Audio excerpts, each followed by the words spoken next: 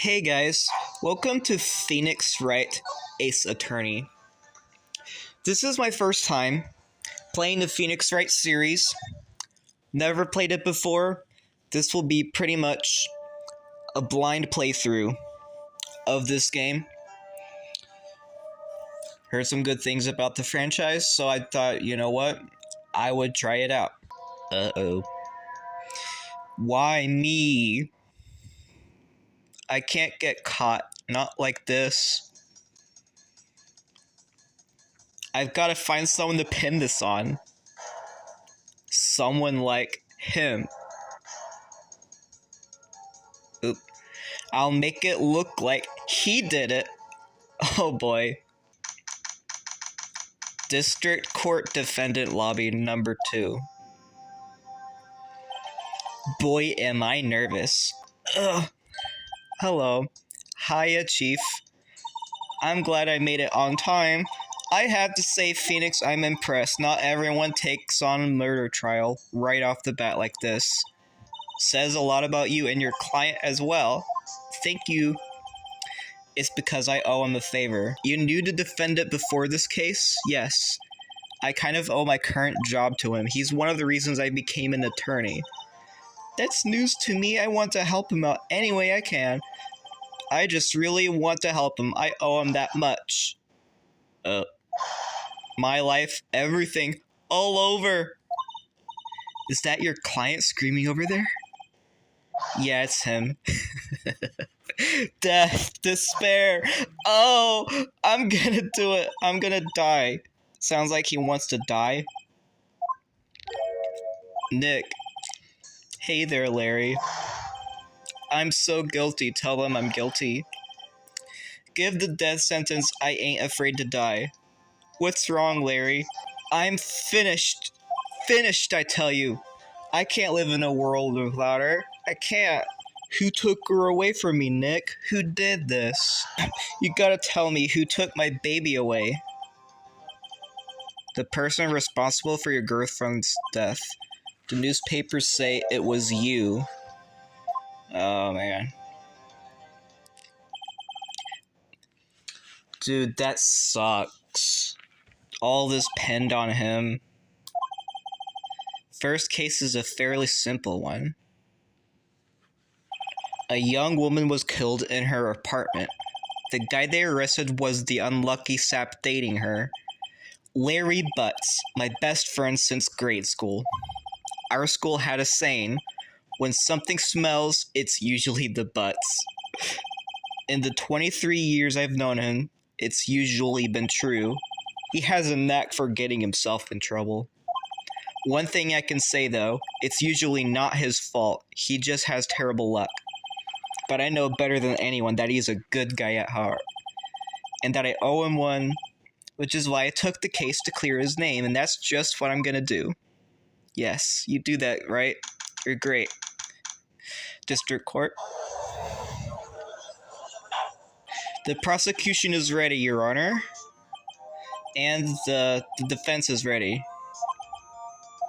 Mr. Wright, this is your first trial, is it not? Yes, Your Honor. I'm a little nervous. Your conduct during this trial will decide the fate of your client. Murder is a serious charge, and for your client's sake, I hope you can control your nerves. Okay. Given the circumstances, I think we should have a test to ascertain your readiness. The test will consist of a few simple questions. Answer them clearly and concisely.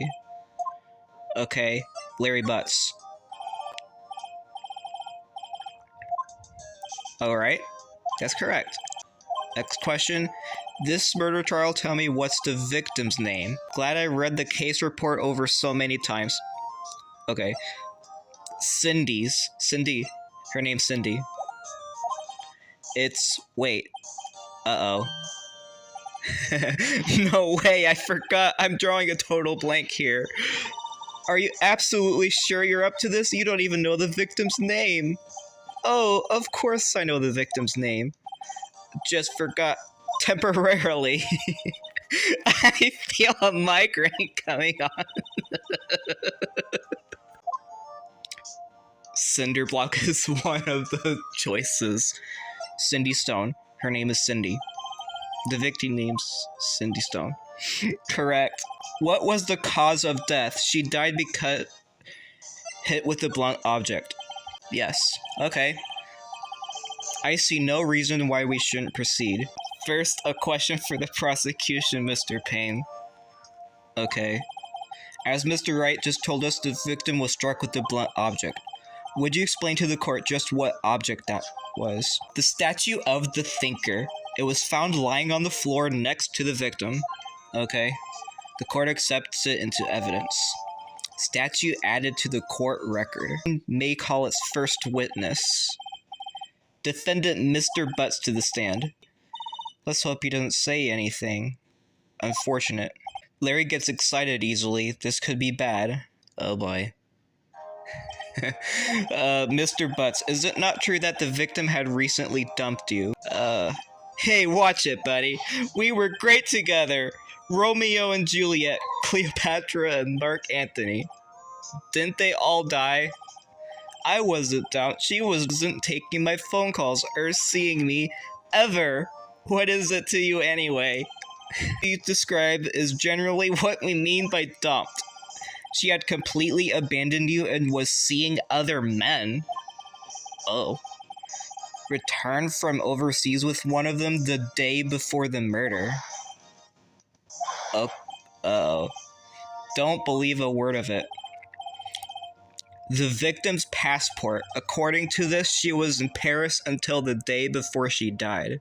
The victim was a model but did not have a large income. She had several sugar daddies, older men who gave her money and gifts.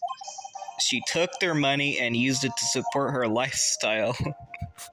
Dude, we can clearly see what kind of woman this Miss Stone was. Mr. Butts, what do you think of her now? I don't think you want him to answer that question. Yeah, Larry has a way of running his mouth in all the wrong directions. Yeah, stop him from answering. My client had no idea the victim was seeing other men. That question is irrelevant to this case. Dude, Nick, what do you mean irrelevant? That cheating she-dog? I'm gonna die. I'm just gonna drop dead. Yeah, and when I meet her in the afterlife, I'm gonna get to the bottom of this. Why is the screen flashing? Okay. I believe the accused motive is clear to everyone. Yes. Oh boy, this is not looking good. Next question. You went to the victim's apartment on the day of the murder. Did you not? Well, did you or did you not? Heh. Well, maybe I did, maybe I didn't. Come on, dude. Uh-oh, he went. What do I do? I'll send him a signal. Tell the truth. Yeah, I was there. Or what? Order. Mr. Butts. Dude, chill. She wasn't home, man, so, I didn't see her. The defendant is lying? The prosecution would like to call a witness? Uh-oh. The man who found the victim's body just before making the gruesome discovery. He saw the defendant fleeing the scene of the crime. Mr. Payne, the prosecution may call its witness. This is bad. On the day of the murder, my witness was selling newspapers at the victim's building. Mr. Frank. You sell newspaper subscriptions? Newspapers! Please tell the court what you saw on the day of the murder. Oh. Witness testimony. Yes. I was going to door selling subscriptions when I saw a man fleeing an apartment. I thought he must be in a hurry because he left the door half open behind him. Thinking it strange, I looked inside the apartment, then saw her lying there. A woman, not moving. Dead! I quailed in fright and found myself unable to go inside. I thought to call the police immediately. However, the phone in her apartment wasn't working. I went to the nearby park and found a public phone. I remember the time exactly. It was 1 p.m. I have to remember that. 1 p.m. 1 p.m. The man who ran was without a doubt the defendant sitting right over there. Larry, why didn't you tell the truth? I can't defend you against a testimony like that. Why wasn't the phone in the victim's apartment working? I don't have any idea. There was a blackout in the building? Your Honor, I have a record of the blackout for your perusal. Oh boy. Yes, yes, Your Honor. You may begin your cross-examination. Oh yes, I'm so excited to do that. Yes, I've thought to call the police immediately. The phone in their apartment wasn't working. Well, you see, I don't have a cell phone, and being in the middle of the afternoon, there was no answer. At what time did you call again? I remember the time. It was 1 p.m. exactly. Press it. Press it. Press it. Press it. 1 p.m. Are you certain? Yes, absolutely. He seems really confident. What? You found the body at 1 p.m. Oh, frankly, I find that hard to believe. Your statement directly contradicts the autopsy report. The autopsy notes the time of death somewhere after 4 p.m. There was no body found at 1 p.m. How do you explain this 3-hour gap? Yeah, how do you explain that, dude? How do you explain that? Objection! The witness merely forgot the time. But you said it was... You said it was... You were absolutely certain it was 1 p.m. Why are you so certain you found the body at 1 p.m.? Gee, that's a really hard question. Way to put him on the spot. I remember now. Yeah, I'm sure you remember. I'm sure you do. The time of discovery. You see, when I found the body, I heard the time. There was a voice saying the time. It was probably coming from the television. But it was 3 hours off, wasn't it? I guess the victim must have been watching a video of a taped program. That's why I thought it was 1 p.m. Terribly sorry about that misunderstanding. Yeah, sure, whatever, dude. I see, you heard a voice saying the time of a taped program. But there was an outage. There was an outage. Like, you can't watch TV when there's an outage. There was a voice saying that, but it was 3 hours off. I guess there was an outage from noon to 6. Right there, there was an outage. You can't. No, that makes no sense. The record proves it. You couldn't have heard a television or a video. Yeah, I caught him with the pants down. The defense has a point. Do you have an explanation for this, Mr. Sawit? No, I find it quite puzzling myself. You find it puzzling yourself, huh? I remember now. Do you really remember, dude? Accurate testimony from the very beginning. These constant corrections are harming your credibility. My apologies, Your Honor. It must have the shock of finding the body. Let's hear your testimony once more. Dude, you're just gonna keep embarrassing yourself. You're gonna keep embarrassing yourself.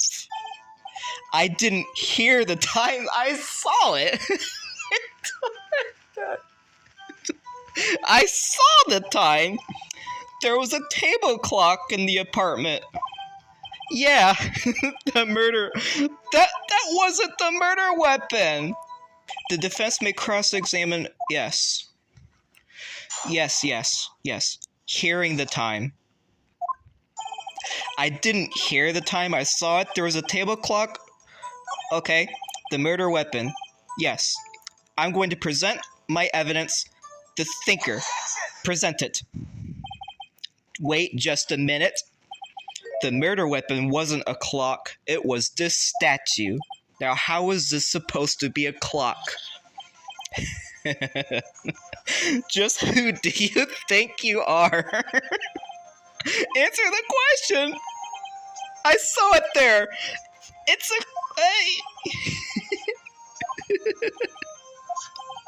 As witness stated, this statue is indeed a clock.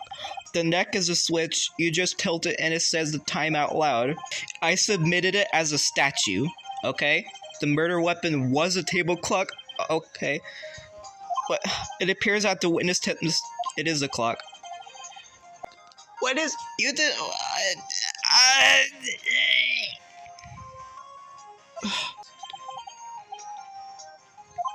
The only way he could have known the weapon was a clock is to hold it in his hand, yet the witness testified that he never entered the apartment.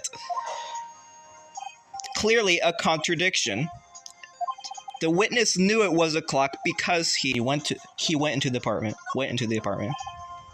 You were inside the apartment on the day of the murder. Oh yeah? Prove it. Prove that I went in there. I'll do better than that. I can prove you were the one who killed her. You struck her with the clock, and the shock of the blow triggered the clock's voice. That was the sound you heard. Order in the court. Intriguing. Please continue, Mr. Wright. Yes, Your Honor. Okay. The sound must have left quite an impression on you. Understandable, since the murder weapon spoke just as you hit the victim. That's why you were so certain about the time. Oh boy. What's the meaning of this? This is all baseless conjecture. No, it's not. The witness could care to elaborate. Did you strike the victim with the clock? That day. Look. Oh, he's struggling. Just threw his hair out. I hate you. It was him, I tell you. I saw him. He killed her and he should burn. Burn! Give him death! Come on, dude. A moment, please. There isn't a shred of evidence supporting the defenses. Are you kidding, dude? Your Honor, you claim the sound the witness heard came from the clock. Do you have any evidence? The whole case is riding on this. Better think it through carefully. Try sounding the clock. Let's sound the clock now, here in this court. May I have the clock?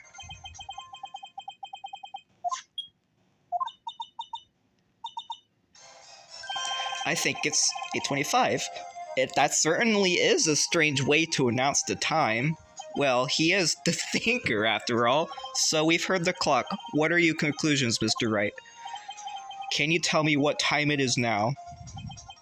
It's 11:25. Oh! It's 3 hours slow! Yeah. Try to talk your way out of this one. Ha ha ha. You forgot one thing. What's he talking about now? While it may seem like that clock is running 3 hours slow, it proves... Literally, how does it prove nothing? How do you know it was running 3 hours slow on the day of the murder? He's right. How am I going to prove that? I was so close. It seems you lack the critical evidence to support your claim. It means I cannot let you indict the witness. Unfortunately, this ends the cross-examination. What? You treat me like a criminal? What? I almost had him. What?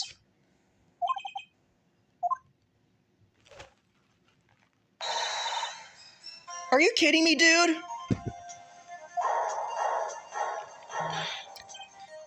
Chief, listen up, right? Don't throw this one away. Not like this. Think. But Chief, it's over. I can't prove the clock was slow the day of the murder. Nobody can prove that. Well, yes, but that doesn't mean you can't still win. Try thinking out of the box. Don't waste time doubting the facts.